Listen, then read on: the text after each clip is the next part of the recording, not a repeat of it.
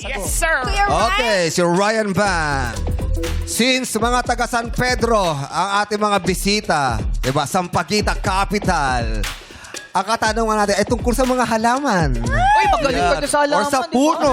Yes. Dami mo alam na nandama. Okay. Players, may mga jumbled letters kaming ipapakita sa inyo dyan. At hanapin nyo lang ang mga salita o uri o pangalan ng punong kahoy. Ay, Mga punong kahoy yan, ha? Sabi ko sa'yo. Okay. Naiintindihan niyo lahat?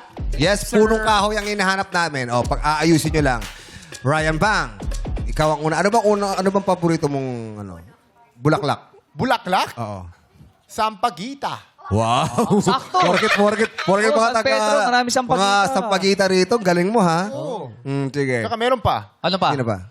chicharon. Chicharong bulaklak. Sarap. Ayun. Ayun. Nagjo-joke ka pa, ha? Oh, good luck sa'yo kung umahulaan mo to. Go! Ara ka yan,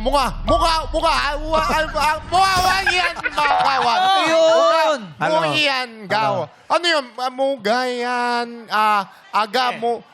muga ay muhin gaw.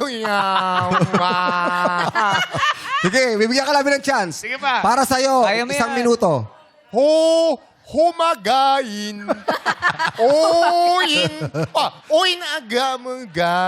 Uy, umaasa sa iyo yung mga taga Ano San sinasabi Pedro. Hindi ako Ayun, nagjuju. Wala, hindi umahulaan to.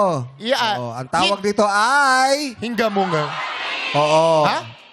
Mahogany. Baho.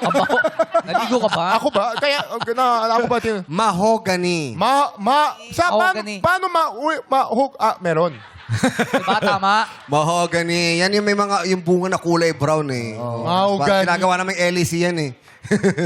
Yung loob niyan, oo, yung loob Ginagawang niyan. gitara yun, sir. Oo, ginagawang mo pick. Ginagawang pick. Mahogany. Gitara mismo, yung mahogany. Ah, yes, kasi mga matibay.